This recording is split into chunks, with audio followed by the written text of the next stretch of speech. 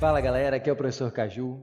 Vamos para mais uma resolução comentada, questão da UNIG, prova 2020/1, questão de física, e ela nos diz o seguinte: a termodinâmica possui algumas leis, tais como as enunciadas a seguir. 1. Dois corpos A e B estão separadamente em equilíbrio térmico com o terceiro corpo C. Então A e B estão em equilíbrio térmico entre si. 2. Quando uma quantidade de calor Q é absorvida, Q positivo, ou cedida, quando Q é negativo, por um sistema, e um trabalho T é realizado por esse sistema, T positivo, ou sobre o sistema, e aí o T é negativo, a variação da energia interna ΔU do sistema é dada por ΔU igual a Q menos T. 3. É impossível construir uma máquina térmica que, operando em ciclo, transforme em trabalho todo o calor a ela fornecido. E 4. O calor não pode fluir de forma espontânea de um corpo de temperatura menor para outro corpo de temperatura mais alta. Dentre as leis da termodinâmica, a segunda lei é que possui maior aplicação prática. Das 4 afirmações apresentadas, estão relacionadas a essa lei os enunciados. Aí vem as opções. Ok. Olha só, ele está querendo que a gente pegue desses enunciados que foram dados, quais têm relação com a segunda lei da termodinâmica. Vamos analisar caso a caso, então.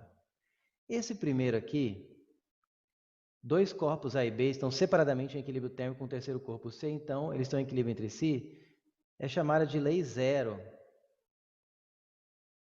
da termodinâmica. Basicamente, ela diz isso que está escrito aí, né? Mas para ficar mais claro,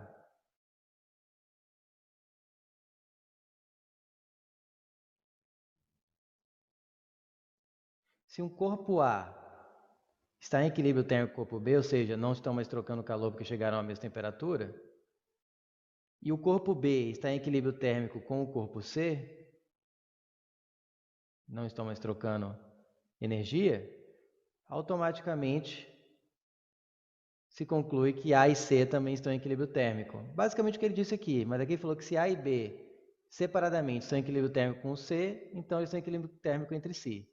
É a mesma ideia, tá? Então não é a segunda lei.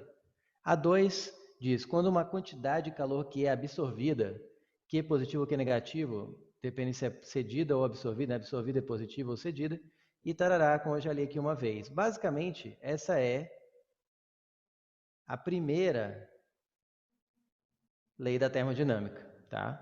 Ela é representada por essa fórmula aqui, Q igual a trabalho, aqui eu coloquei a letra tal, mas ele aqui usou a letra T, tudo bem, mais ΔU. E você pode enxergá-la como algo assim. Imagine que aqui é um gás que recebe uma certa quantidade de calor Q, e essa energia que ele recebe, parte é usada para realizar trabalho e parte é usada com variação da energia interna do próprio gás.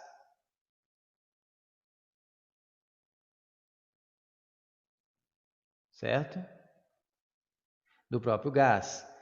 E aí é bem o que ele disse, quando esses sentidos que eu coloquei nesse desenho, que eu acho que é excelente para você não se esquecer dessa fórmula, mostram isso, que Q, quando é fornecido para o gás, é positivo, quando está no sentido da seta é positivo, quando ele realiza trabalho, é positivo, quando ele sofre trabalho, é negativo. E o ΔU é a variação de energia interna, quando aumenta é positivo, quando decresce é negativo. E aí, se você pega essa fórmula aqui e isola o ΔU, o que, que você tem?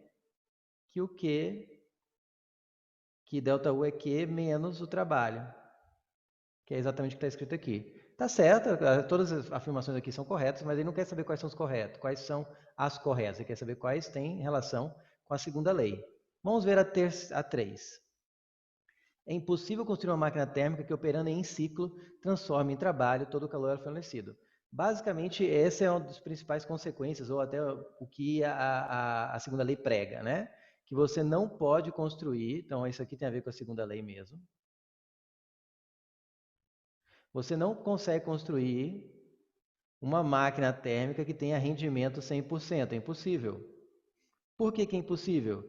Basicamente porque não tem como fazer um corpo quente, e aqui digamos que é um corpo azul, é um corpo frio, não tem como espontaneamente passar energia de um corpo frio para um corpo quente. O que acontece é justamente o contrário, né? A energia flui naturalmente do corpo quente para um corpo frio. E devido a essa impossibilidade de retorno, né, do corpo para o corpo quente, é que a entropia vai sempre crescer, que também tem a ver com a segunda lei da termodinâmica.